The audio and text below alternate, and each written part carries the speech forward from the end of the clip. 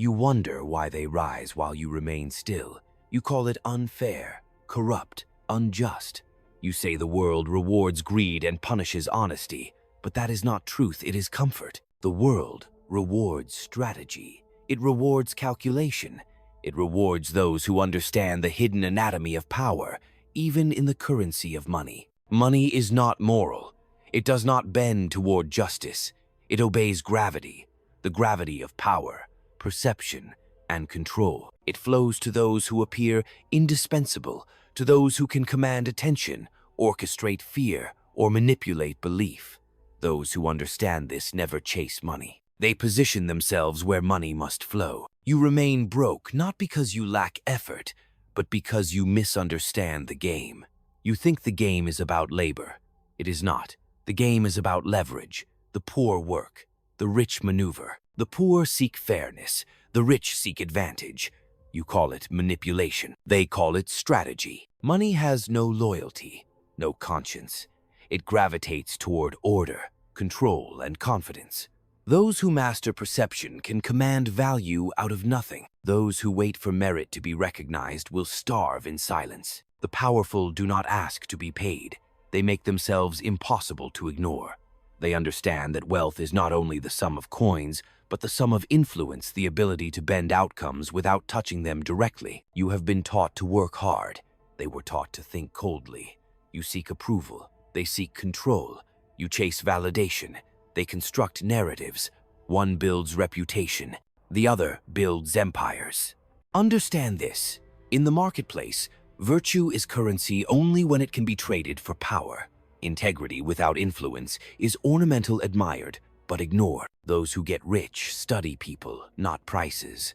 They know how emotion dictates value. They learn how fear inflates it, how desire distorts it, how scarcity controls it. They understand that markets are not ruled by logic, but by the collective panic of the human soul. They weaponize psychology. They sell certainty in a world addicted to confusion. They offer identity to those lost in noise. They make others believe that buying from them is salvation.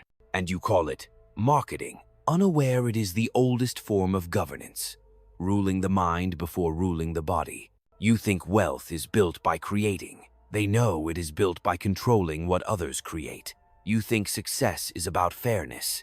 They know it is about timing, entering when others sleep, exiting before others awake.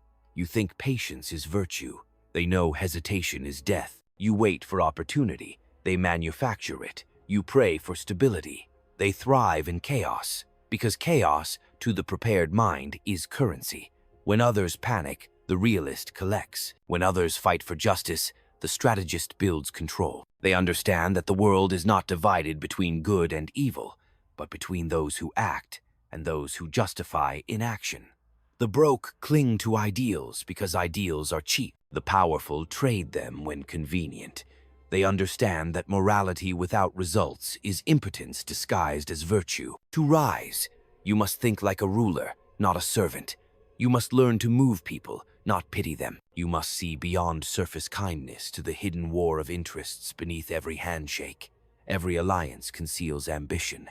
Every favor demands repayment. Every smile hides a calculation. The rich do not see the world as hostile. They see it as negotiable. Every enemy can become a tool. Every obstacle a mirror revealing weakness. Every crisis an invitation to dominate. The poor think survival is about working harder. The powerful know survival is about making others work for you. They do not burn themselves for ideals. They burn illusions until only control remains. The tragedy is not that you lack wealth, it is that you cling to innocence. You believe honesty alone will open doors. But the doors of power open only to those who can unlock human desire. Power respects only two currencies, fear and need. The rich master both. They make you fear missing out, fear being left behind, fear being unseen. And they make you need what they control: status, approval, belonging. You pay not for products, but for permission to exist in their system. You call them greedy. They call it governance. Because money, like power, is not possessed, it circulates through influence. The one who controls perception controls circulation. To break free, you must abandon the illusion that fairness governs wealth. Fairness governs the weak. Strategy governs the strong. Do not envy the rich, understand them. Their wealth is not the cause of inequality, it is the symptom of mastery. They think in layers while you think in lines.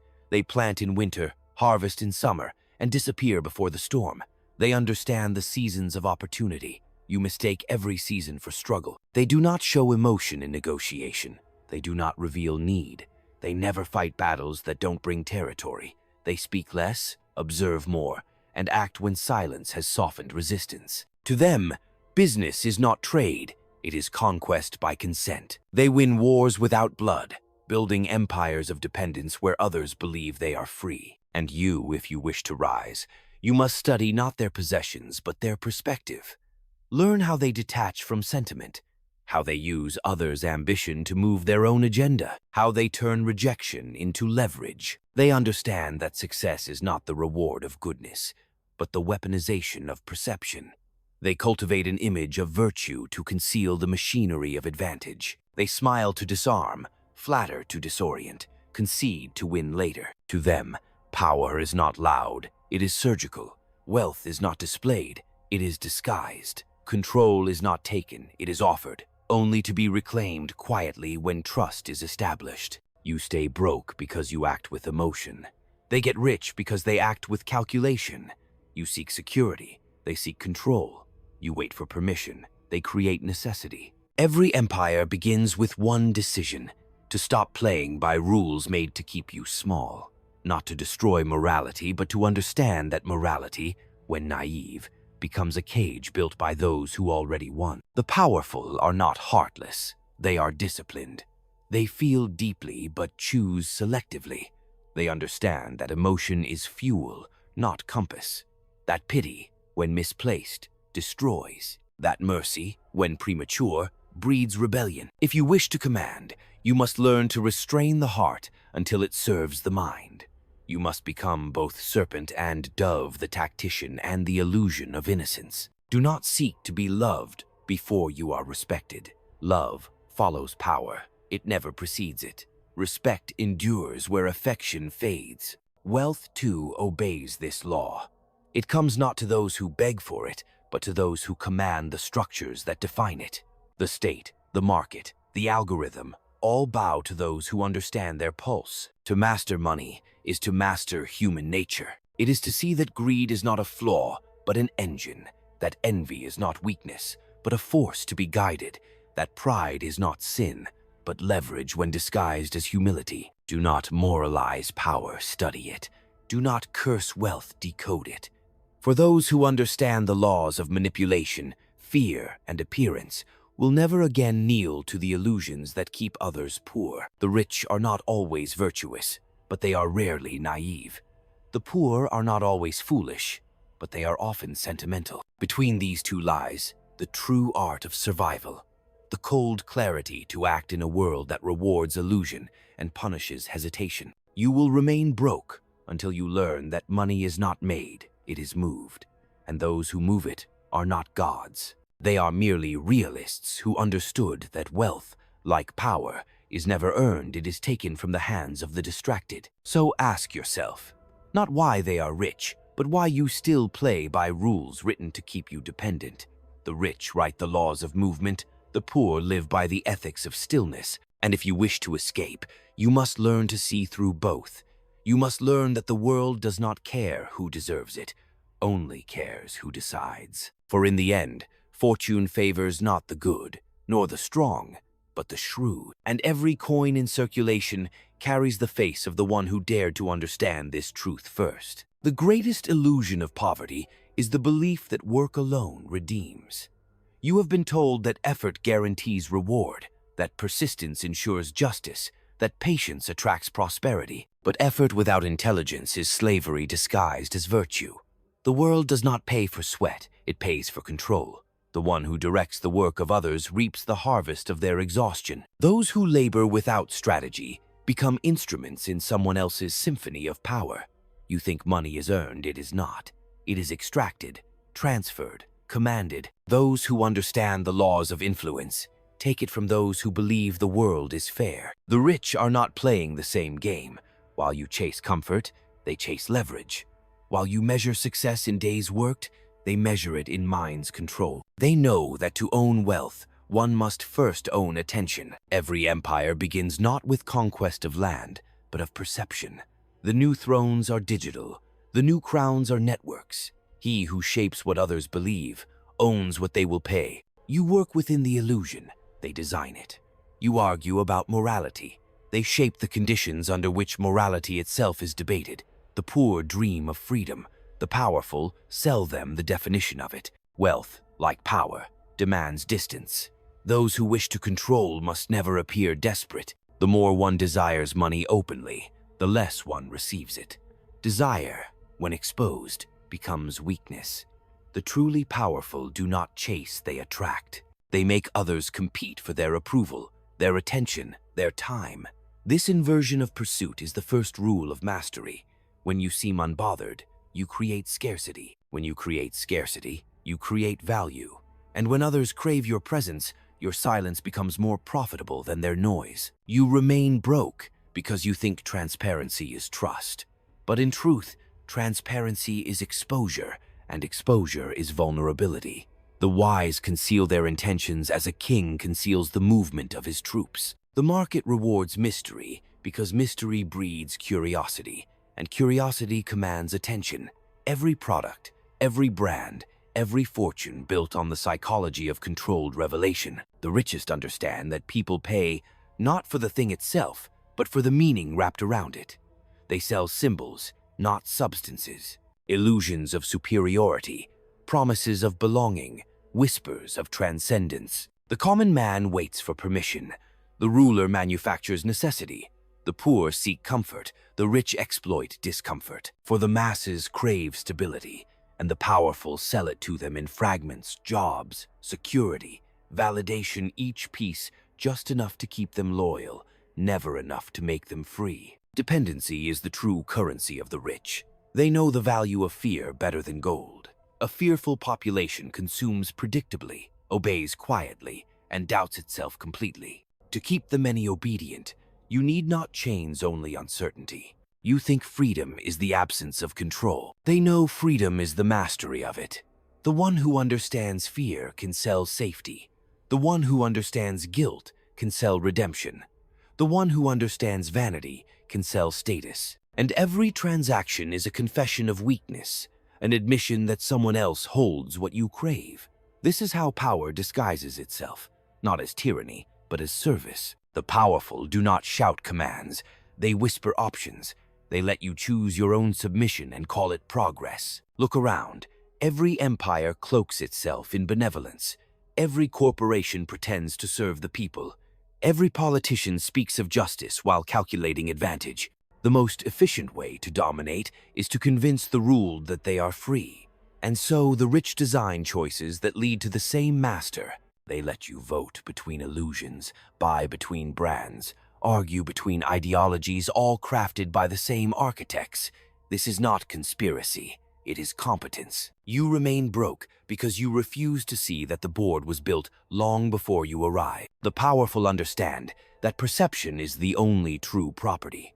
Gold loses value, nations fall, currencies rot, but the ability to define reality endures. If you can convince the masses that paper is wealth, they will kill for it. If you can convince them that status is virtue, they will enslave themselves to prove it. The modern ruler does not govern through armies, but through algorithms, through narratives, through the invisible strings of desire and distraction.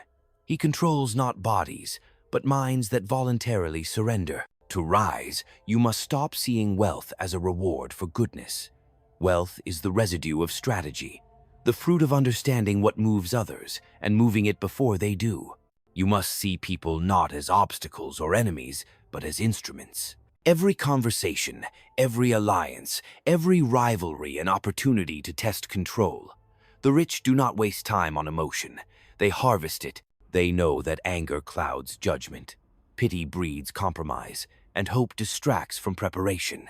They remain cold because clarity demands it. Power loves silence. The rich rarely announce their next move. They appear after the dust has settled, collecting the ruins others left behind. They do not seek approval. for approval belongs to those who follow. They seek necessity. They make themselves indispensable to systems that cannot function without them. Once dependency is secured, they can afford generosity, for generosity becomes another form of control. Gifts bind tighter than chains. Those who owe you gratitude are more obedient than those who owe you debt. Understand this. There is no morality in survival, only strategy. The one who clings to innocence in a world of predators will not die with dignity. He will die forgotten. The rich are not gods, but realists who accepted what others deny, that life is a battlefield fought with contracts instead of swords, and the weak still bleed, even when no one sees the wound. The ruler does not complain about corruption. He studies it.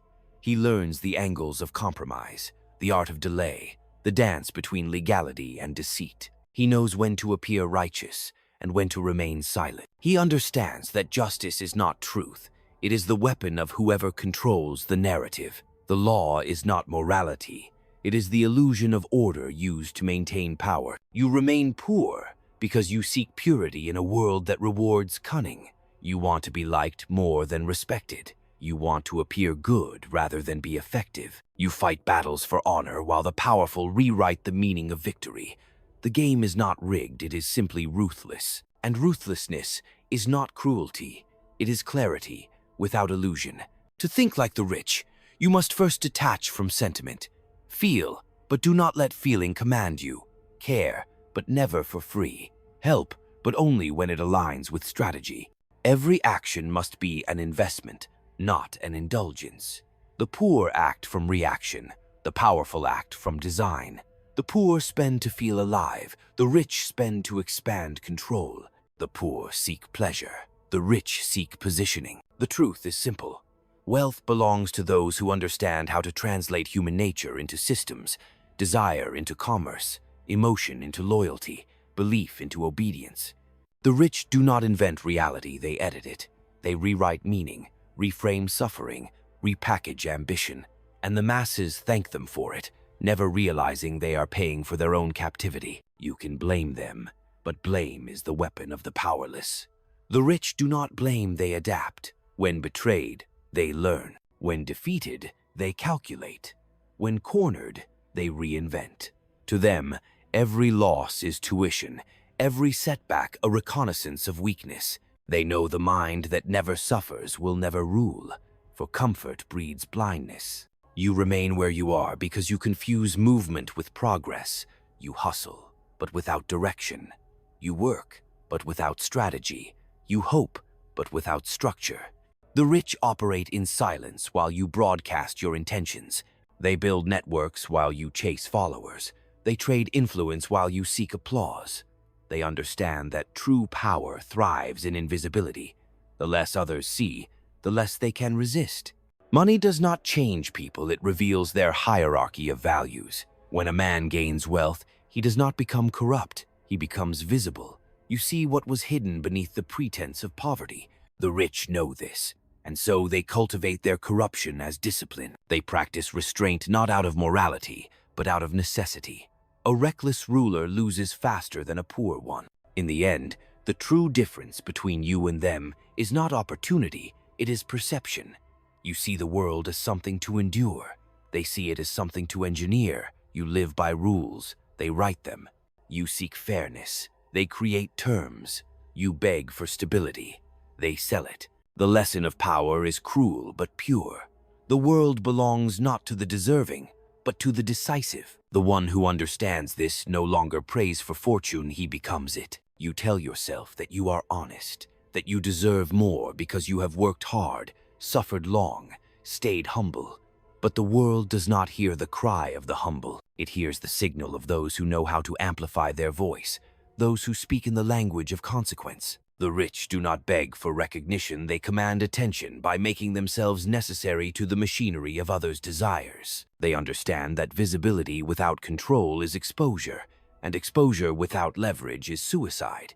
So they move behind the curtain, directing the play while you argue about who deserves the spotlight. You think morality is protection. It is not. Morality is a performance, an armor woven of perception. The powerful wear it when useful, discard it when costly, and reshape it when convenient. They know the masses cannot live without the illusion of virtue, so they sell it to them, wrapped in symbols, institutions, and ideals. But beneath every sermon lies strategy, beneath every oath a negotiation. The ruler who pretends to act from goodness alone is either lying or lost. You remain poor because you measure wealth in money alone. The rich measure it in control over time, information, emotion. Money is only one layer of their power. The deeper wealth lies in the ability to influence what others believe to be true.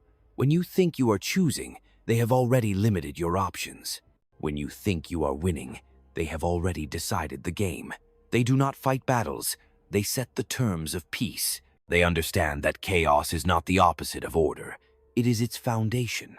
In every crisis, the herd seeks certainty, and the first to provide it becomes king. The powerful know that leadership is not about solutions, but about narrative. Whoever defines the cause of suffering defines the path of redemption. So they create enemies, stage conflicts, manufacture urgency, because an anxious population spends, obeys, and never questions. You remain loyal to systems that drain you because you confuse dependence with belonging. The rich design those systems to appear benevolent, to give you just enough to hope, but never enough to rise. They call it opportunity, but it is scaffolding for their empire. They let you climb only high enough to see what you cannot reach, and you thank them for it, believing progress has been made. They know that power does not need to hide it, only needs to entertain. Bread and spectacle still rule the crowd, though the Colosseum is now a screen and the lions wear suits. The poor feed on distraction, the rich feed on attention. And attention, like gold, can be mined endlessly from human vanity. Every outrage, every scandal, every moral crusade carefully monetized chaos. While you burn with indignation, they count the flames as profit. You want justice, but justice itself is currency. Whoever funds it controls its meaning. Laws are written not for truth, but for advantage. The rich do not fear regulation, they write it. They do not resist authority, they become it. They fund both sides of conflict to ensure whichever side wins, their interests remain untouched. You think they gamble, they insure. You think they risk, they calculate. Understand this, no one ever becomes powerful by accident. Power is the result of structure and invisible architecture built on small manipulations repeated endlessly until they become accepted as normal. The rich know that the greatest domination is subtle. It is not the cage that enslaves, but the comfort of believing you are free. You call them ruthless, but they are merely awake. They see that the world is not governed by fairness, but by appetite. They know that idealists often serve as tools of the pragmatic. The dreamers preach, the realists build, the moralists debate, the tacticians decide, the compassionate heal individuals, the strategic shape civilizations. The rich are not superhuman, they are simply disciplined in seeing through illusion. They know that most people do not want truth, they want reassurance. They know that the crowd does not seek freedom, but comfort disguised as purpose. So they create narratives that make obedience feel noble. They let you believe you are choosing your destiny, while every option leads to their gain. You remain broke because you still believe in promises. The rich believe only in patterns. They read repetition like scripture, understanding that human nature rarely changes, only its costumes do. They know that men crave admiration more than liberty, and that women crave security more than truth. They know that every generation thinks itself enlightened, yet obeys the same instincts as its ancestors. Thus, they play the same game under new names, generation after generation, while the masses think history has moved forward. They invest not in ideas, but in influence. A product dies, a perception endures. They do not build for today, they build for the permanence of dependence. They make their names synonymous with necessity, so that to attack them is to attack the system itself. They understand that true wealth is not to be admired, but to be required. The poor dream of ownership, the rich dream of control. Ownership ends when the law changes. Control endures through every reform.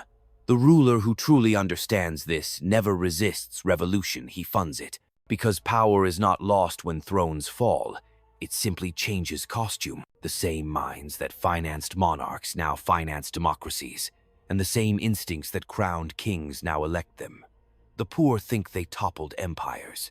The rich know they merely replaced the emblem. You remain trapped because you think rebellion begins with defiance.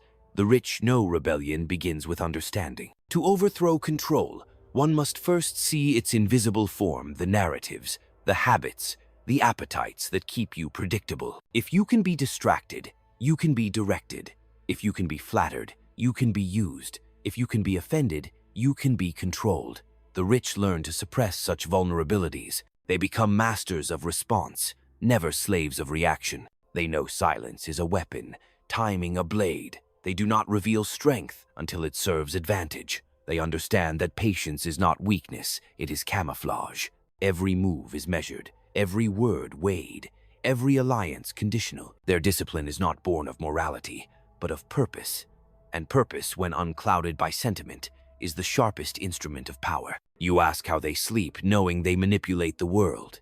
They sleep because they know the world manipulates itself. Human beings deceive by nature. Every smile, every apology, every act of virtue carries an agenda. The rich simply refine the art, stripping it of guilt. They accept that deception, when directed toward order, is not sin, it is governance. To escape poverty, you must learn to see the world as they do, not as a battlefield of good and evil, but as a network of interest and influence. You must learn to move within that web without shame. The moralist resists the game and dies pure but powerless. The realist plays it and shapes history. The poor wait for opportunity to knock. The powerful build the door and decide who may enter. The poor pray for divine justice. The powerful act as if they are the divine. The poor obey the law. The powerful write it. The poor live in reaction. The powerful live in anticipation. This is not cynicism, it is clarity. If you wish to rise, do not imitate their wealth, imitate their detachment. Stop taking offense, stop reacting, stop believing that the universe owes you balance. It does not. Fortune, like power, loves those who dare to impose structure upon chaos. She is not seduced by need, but by dominance. She yields to those who act as though she belongs to them. The world is not cruel, only indifferent, and indifference is an invitation for mastery. The rich accepted that long ago. That is why they shape history while others narrate it. You can hate them, envy them, or learn from them, but the truth remains. They understood before you did that money, power, and influence are not prizes for virtue. They are instruments for those who have the courage to wield them without apology. And yet, even as you hear these truths, a part of you resists. You want to believe that goodness must triumph, that the universe rewards purity, that somehow, by keeping your hands clean, you are closer to some invisible justice. But justice is not the architect of this world, it is its illusion. The world runs not on fairness, but on consequence. What endures is not virtue, but the will to enforce it. The rich understand this, and so they shape morality as they shape markets, according to interest. They know that what is called good today can be rebranded tomorrow if it serves stability. They do not defend values, they design them. You think they are lucky, but fortune itself bends toward calculation. The powerful treat chance as a resource, something to be exploited, not worship. They do not wait for opportunity. They create the conditions where it cannot escape them, and when luck does arrive, they strangle it into permanence. They build systems that multiply its effects, traps that make fortune their servant. The poor call it fate. The rich call it preparation. The poor think power corrupts. The rich know it reveals. It is not money that changes a man, it is permission. Permission to act without restraint, to externalize his inner nature upon the world. This is why they cultivate control long before they are rich. Why they discipline impulse until they can trust themselves with influence. The weak inherit power and lose it. The strong build themselves into vessels that can contain it. The difference between ruin and rule lies in the ability to command oneself before commanding others. They understand that human beings crave illusion more than truth. The masses want to believe someone understands them, someone will save them, someone will make their lives meaningful. The rich become that someone not because they care, but because they know the void in the human heart is the most profitable commodity on earth. They sell hope to the hopeless, purpose to the lost, validation to the insecure. They do not fight people's illusions, they manage them. Every society survives on controlled fantasy, and the wealthy are its priests. You think this is evil, but it is merely understanding. The shepherd must know the mind of the flock, even if he never intends to slaughter it. The rich do not hate the poor, they depend on them. The poor are not enemies. They are the foundation of order, the fuel of every empire, the necessary chaos from which hierarchy draws meaning. And so the rich feed them just enough to keep them loyal, entertain them enough to keep them distracted, and inspire them enough to keep them obedient. They know that rebellion is easiest to control when it is given a stage. They have learned that charity is more powerful than punishment. A gift breeds obligation. A donation creates silence. A public act of generosity buys immunity. The powerful give not because they are kind, but because they understand that mercy is the most efficient disguise for manipulation. The poor see philanthropy, the rich see insurance, and both sides get what they need, the illusion of goodness and the continuity of control. In this world, perception is more valuable than truth. Truth divides, perception unites under illusion. The rich craft narratives that turn obedience into aspiration. They make servitude fashionable, consumption moral, vanity spiritual. They turn every instinct into an economy. You think you are buying products, but you are purchasing identity. You think you are choosing, but every choice is a reflection of what they have trained you to desire.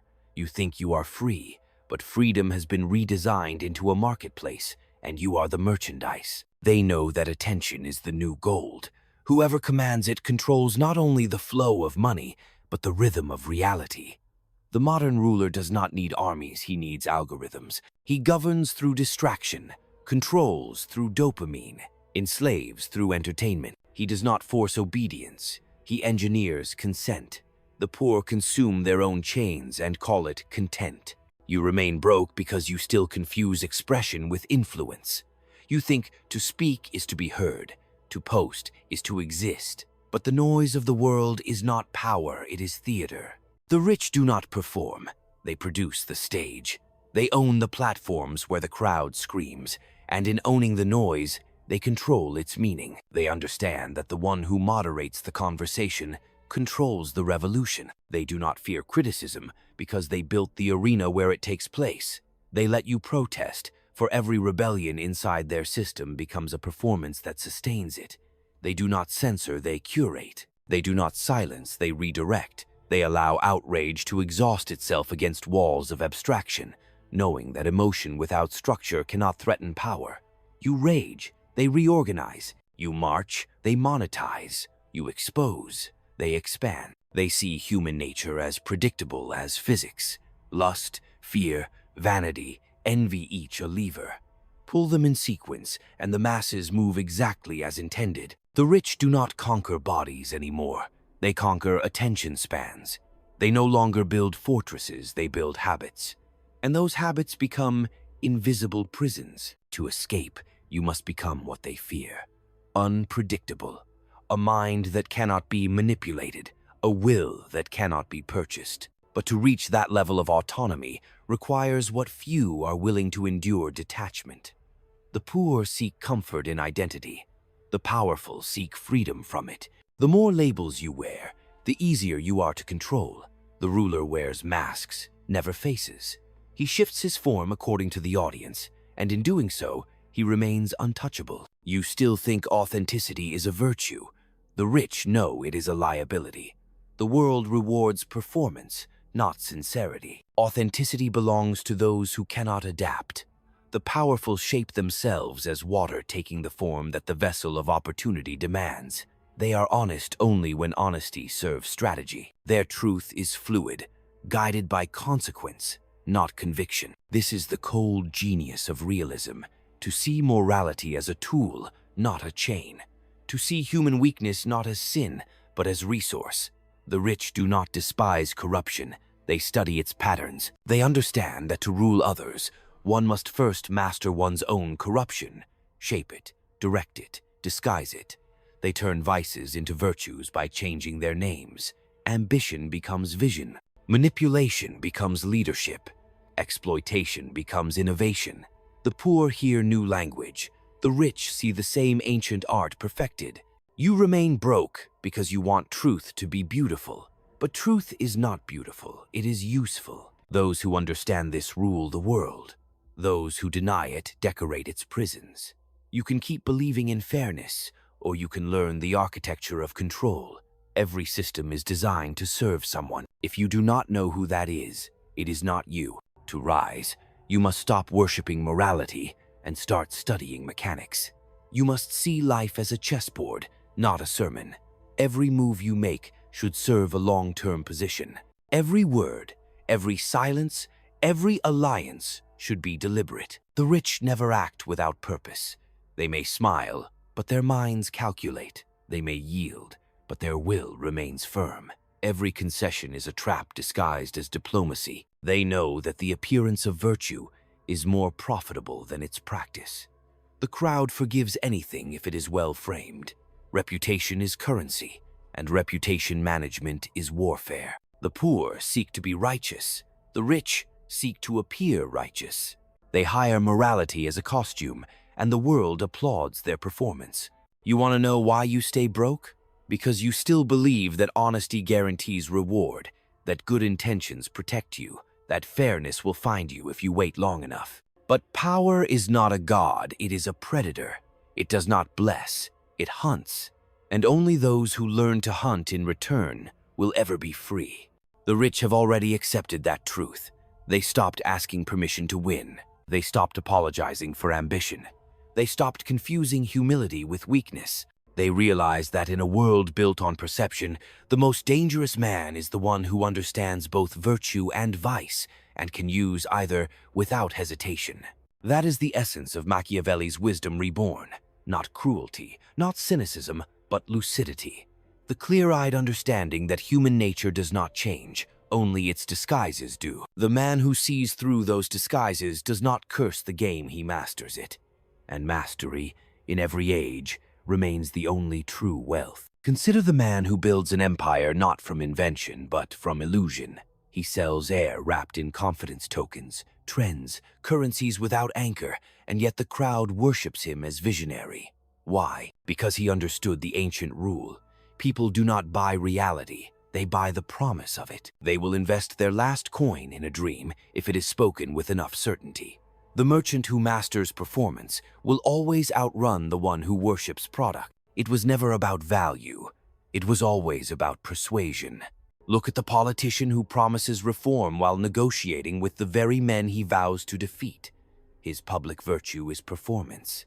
His private allegiance is to continuity. He smiles into cameras while signing invisible agreements in rooms with closed curtains. The masses think they elect him. In truth, they endorse their own obedience. He knows that the appearance of care is worth more than the substance of it. He governs by rhythm, outrage, apology, distraction, renewal. This is not hypocrisy, it is architecture. Or consider the businessman who treats crisis as currency. When the market falls, he acquires competitors at half their worth.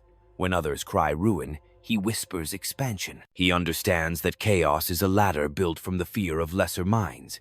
He does not panic, he plans. The poor hoard in crisis, the rich collect. He knows that panic is a tax on the emotional, and fortune is the prize of the composed. In war, a general wins not by bravery, but by deception. So too in commerce. The powerful do not show strength, they feign weakness to draw aggression, then strike when the enemy is exhausted. When others boast of success, they remain silent. When others compete for attention, they operate in shadows. They know visibility attracts envy.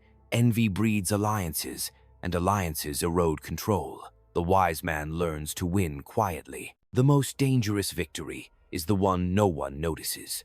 Observe the modern philanthropist who gives not to heal the world, but to own its gratitude. Every donation is an investment in perception. He funds hospitals to purchase moral immunity, schools to manufacture ideology, charities to recruit disciples. He is praised as savior while tightening his grip on society's soul.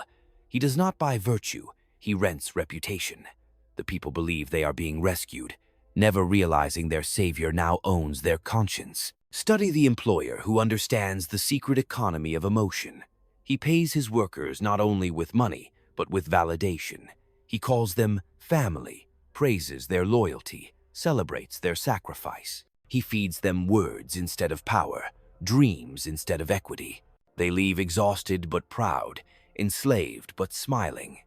He has discovered the cheapest form of control, belonging.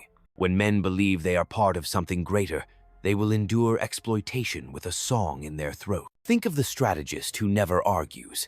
While others waste energy defending their pride, he listens, records, and waits.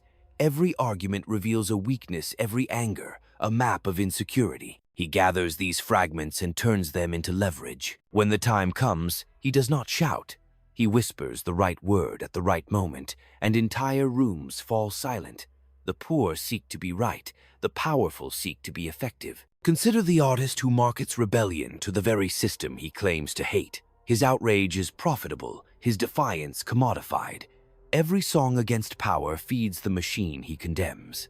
But he knows this. His rebellion is theater, his authenticity a brand. The powerful understand. The appearance of dissent keeps the system alive. The crowd must believe there are rebels, so they never notice the stage belongs to the same producer. Or the media magnate who manufactures fear. Every headline a spark, every panic a product. He knows that outrage sustains attention longer than truth. He sells security to the terrified, validation to the offended, chaos to the bored. He does not need to control minds, only emotions. The people will enslave themselves if you keep them afraid enough to crave protection. He has learned that fear is the most renewable resource on earth. Watch the humble intellectual who thinks wisdom protects him. He debates ideals while others buy influence. He speaks truth in empty halls while the cunning write the curriculum. The rulers of perception know that education is not about enlightenment, it is about alignment. Control the content of learning, and you control the direction of thought for a century. You can make the people recite the language of freedom while living as slaves. Observe the rival who smiles at his enemies. He praises them publicly, attends their events, shakes their hands. They mistake civility for surrender, but he studies their circle, memorizes their patterns, identifies their confidants. When the moment comes, he does not strike with sword or word. He withdraws his support at the critical hour, and they collapse under their own weight. The most elegant revenge is executed through absence. Notice the woman who rises in a world that favors men. She learns that pity is poison, that equality is not given, it is taken through competence and control. She plays to perception, not resentment. When underestimated, she collects information. When dismissed, she strategizes. Her silence becomes a weapon sharper than outrage. By the time they realize she commands the room, she already owns the table. See the corporation that markets sustainability while exploiting it. It plants a forest to cut 10 more. It funds awareness campaigns to sell guilt-resistant products. It frames destruction as innovation. This is not deceit, it is survival. The powerful know that contradiction does not kill influence, it diversifies it. To control both the poison and the antidote is to rule indefinitely. Imagine the kingdom that falls not by invasion, but by comfort. Its people grow content, its rulers complacent. The rich in that kingdom, seeing decay, move their wealth to rising land. They praise patriotism while buying foreign soil. They understand that loyalty to a flag is sentimental, loyalty to advantage is eternal. When the collapse comes, they stand untouched, for they never belong to the state, they belong to power itself. Observe the ambitious apprentice who learns under a master he intends to surpass. He praises, studies, imitates. His obedience is camouflage. Every task he performs, he studies the structure behind it. When he leaves, he builds not a rebellion, but a replica slightly improved, perfectly timed. His mentor will call it betrayal. History will call it succession. And finally, consider the one who stays poor because he refuses to adapt. He clings to pride as others evolve, mistakes defiance for strength. He believes that by resisting the tide, he proves integrity. But the tide does not care. Integrity without influence is martyrdom. The world does not remember those who refuse to play it, remembers those who rewrote the rule. These are the patterns that define the architecture of wealth and command. They are not new, only renamed. In every age, the strong exploit illusion, the cunning exploit emotion, the disciplined exploit time. The faces change, but the instincts remain eternal. The world rewards not those who wait for permission, but those who dare to treat reality as material to be molded. And until you learn to think like that, until you stop seeking fairness and start seeking structure, you will remain a spectator in the empire of others. So why do you stay broke while they get rich? Because you still believe wealth is created by fairness instead of force. You believe the system rewards merit, while they understand it rewards manipulation. You wait to be chosen. They create the illusion of choice. You work for wages. They work for control. You seek comfort. They seek consequence. You play not to lose. They play to own the game. You stay broke because you value predictability more than power. You want the safety of a salary, the illusion of stability, the reassurance of being part of something larger than yourself. But the system you serve is designed to keep you content, not sovereign. You exchange freedom for structure, autonomy for approval, truth for convenience. Every paycheck that comforts you is a chain disguised as reward. They get rich because they think like rulers in a world of servants. They know every transaction hides a hierarchy, every opportunity hides an imbalance. They exploit emotion while you explain it. They understand that profit flows toward whoever sets the terms. You think in prices, they think in positions. You see work as survival, they see it as warfare. You stay broke because you consume faster than you create, because your energy is spent chasing comfort instead of commanding consequence. You let trends define you, opinions drain you, and doubt dictate your limits. You hand over your attention, your time, your creativity, all for crumbs of distraction. They buy your habits before you realize they've sold you your desires. They get rich because they do not ask what is right, they ask what works. They move where fear freezes others. They adapt when sentiment resists. They act while the moralists debate. They understand that the first to move defines the direction of progress, and the rest follow under the illusion of choice. You stay broke because you crave fairness from a world built on leverage. You want equality without strategy, reward without risk, virtue without consequence. But in every arena, politics, business, power, the same law governs all. The strong write the narrative, the rest recite it. They get rich because they understand money is not a measure of effort, but a manifestation of influence. It flows toward control, confidence, and clarity. They do not ask for wealth. They become the structure through which wealth moves. They are architects in a world of laborers, commanding unseen mechanisms that turn motion into mastery. You will stay broke as long as you seek justice in a system designed for hierarchy. You will rise only when you learn to think like the unseen sovereign, cold enough to plan, wise enough to adapt, and disciplined enough to act without permission. The difference is not in fortune, it is in perception. They build the rules, you live by them. They think in decades, you think in days.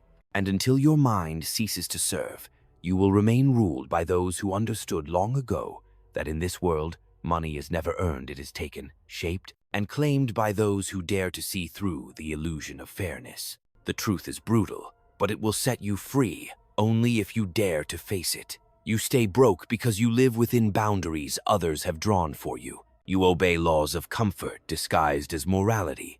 You mistake stability for peace, routine for progress, and approval for worth.